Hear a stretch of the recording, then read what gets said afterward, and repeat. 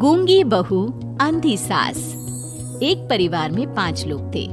ओम प्रकाश, उनकी पत्नी सुमित्रा, बहू भावना, बेटा राहुल और एक थी उनकी बेटी प्रियंका। वैसे तो ओम प्रकाश और सुमित्रा के घर में सब कुछ ठीक ठाक था, लेकिन सुमित्रा की एक आदत थी। घर में कुछ भी गलत या सही हो तो वो किसी से कुछ नहीं कहती।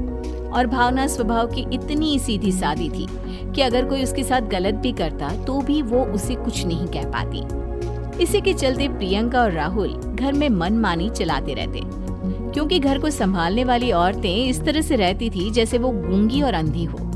माँ, मैं अपनी सहेलियों के साथ पिकनिक पर जा रही हूँ। ठीक है बेटा, चली जाओ। और मुझे आने में रात हो जाएगी, देर से ही आऊंगी मैं।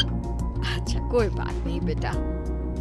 भावना, तुमको एक बार में समझ में नहीं आता क्या? नाश्ते में फिर से पराठे बना के रख दिए। कितनी बार तुमसे कहा है कि मेरे लिए ढंग का नाश्ता बनाया करो।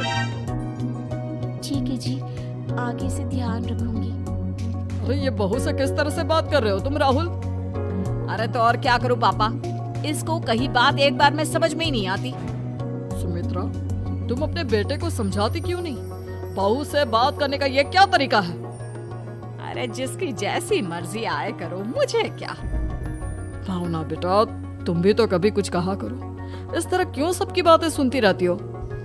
कोई बात नहीं पापा जी, सब ठीक है। रात को काफी देर तक प्रियंका घर नहीं आती और जब वापस लौट कर आती है तो एक लड़की के साथ बाइक पर बैठकर। सुमित्रा और भावना दोनों ही प्रियंका को लड़की के साथ देख लेते हैं।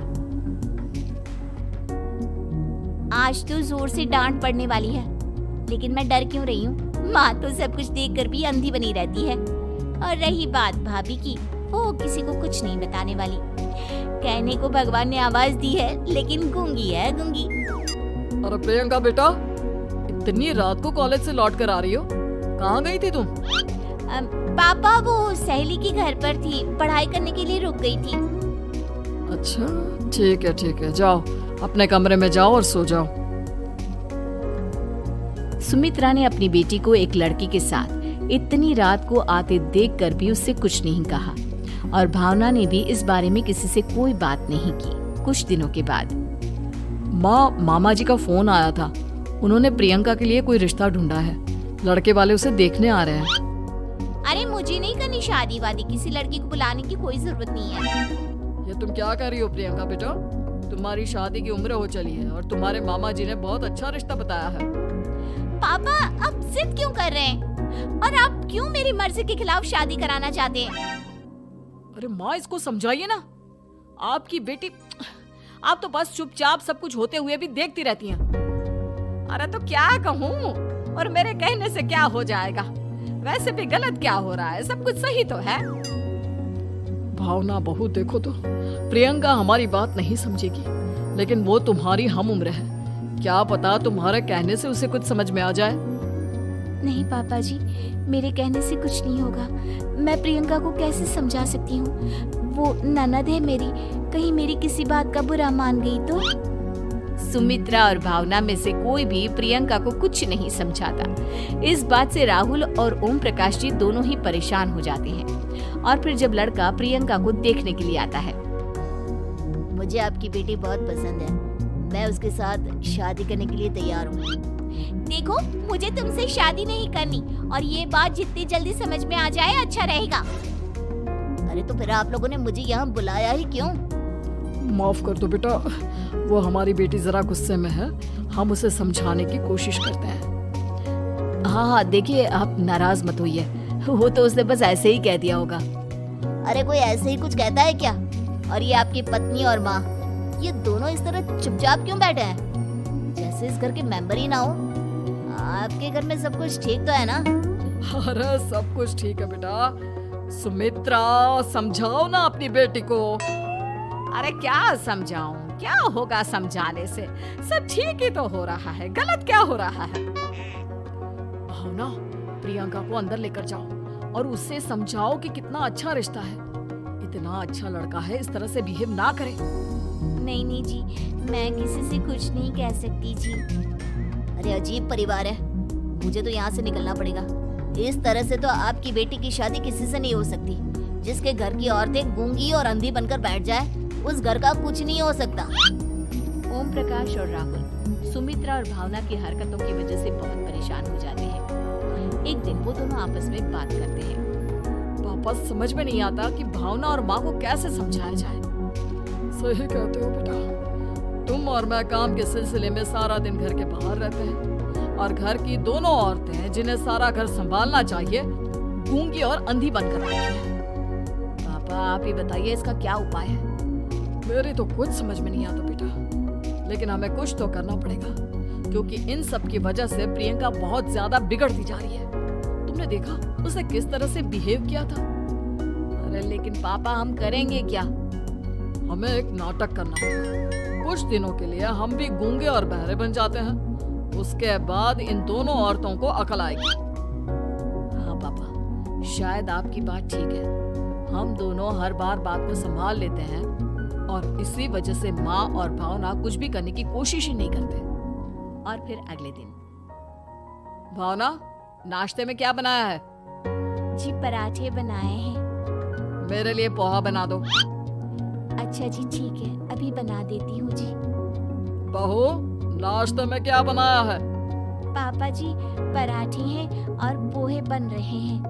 अरे बहू, मुझे तो उपमा खाने का मन था, मेरे लिए उपमा बना दो। ठीक है पापा जी, अभी बना देती हूँ। भाभी जल्दी से जरा मेरा कॉलेज के टिफिन तो पैक कर देना। और सुनो, मुझे ना भिंडी की सब्जी खाने का मन है। सुमित्रा चुपचाप बैठी बैठी सब कुछ देख रही थी। उसने किसी से कुछ भी नहीं कहा और ये देखकर भावना को मन ही मन गुस्सा आ रहा था, लेकिन वो किसी से कुछ नहीं कह रही थी। उसे लग रहा था कि ओम प्रकाश जी जो हमेशा उसकी साइड लेते थे वो भी आज चुपचाप बैठे हुए थे। शाम के वक्त प्रियंका अपने बहुत सारे दोस्तों को लेकर घर आती है और उधर दूसरी तरफ से राहुल भी अपने ऑफिस के दोस्तों को लेकर घर आ जाता है। प्रियंका अपने कमरे में तेज म्यूजिक चलाकर डांस करती है और राहुल अपने दोस्तों के साथ बैठकर जोर जोर से हंस रहा था। प्रियंका और राहुल मिलकर पूरे घर को अस्त व्यस्त कर देते हैं, लेकिन भावना उनसे कोई शिकायत नहीं करती और सुमित्रा जी भी चुपचाप बैठी रहती है। लेकिन भावना और सुमित्रा के अंदर का गुस्सा धीरे धीरे बढ़ रहा था। फिर रात को ओम प्रकाश और राहुल एक दूसरे से बातें करते हैं। पापा, हमने इतना कुछ किया फिर भी भावना कुछ बोलती ही नहीं और माँ भी कुछ गलत करने से किसी को रोकती ही नहीं। तुम चिंता मत करो बेटा, इन दोनों के अंदर का गुस्सा भर रहा है और बहुत जल्दी बाहर आने वाला है। अगले दिन, अरे बहू, ये कपड़े धुले हैं या गंदे हैं? पापा जी, कपड़े तो मैंने धोकर ही आपकी अलमारी में रखे थे। मुझे तो साफ नहीं लग रहे, एक बार और धो देना। प्रियंका, मैं सोच रहा था कि तुम्हें उस लड़के से शादी नहीं करनी है ना, मत करो। एक काम करो, वैसे भी क्या रखा है शादी वादी में, तुम्हें जो लड़का पसंद है उसके साथ जाकर कोर्ट मैरिज कर लो। इस बार ओम प्रकाश और राहुल की बात सुनकर भावना और सुमित्रा के अंदर का गुस्सा जाग उठता है। मैं किसी से कुछ कहती नहीं जी, इसका मतलब ये है कि आप लोग मुझे परेशान करते ही रहेंगे। कल चार बार मुझसे नाश्ता बनवाया, आज पापा जी मुझसे धुले हुए कपड़ों को बार बार धुलवा रहे हैं। अरे मैं इंसान हूँ जी, कोई मशीन नहीं हूँ। तुम दोनों ने मिलकर इस घर की कैसी हालत बना दी है और अपनी बहन को भागकर शादी करने के लिए कह रहे हो। तुम भाई हो या दुश्मन? ओम प्रकाश और राहुल जोर जोर से हंसने लगते हैं। अरे इसमें हंसने की क्या बात है? हम लोग यहाँ इतने परेशान हो रहे हैं जी, तुम लोगों को ऐसी हरकत करने के बाद भी हंसी आ रही है। ये क्या कर रहे हैं जी आप दोनों? यही तो हम चाहते थे कि सुमित्रा, तुम अंधी होकर ना बैठी रहो। घर में कुछ भी गलत हो तो उसे रोकने की कोशिश करो। और भावना, तुम अपने साथ हो रहे गलत व्यवहार पर भी कभी मुंह नहीं खोलती, ये सही बात नहीं है। मैं चाहता था कि तुम्हारी भी जुबान खुले, तुम गलत बात का विरोध करो। गूंगी बहू और अंधी सास की ये जोड़ी इस घर में अब नहीं चलेगी।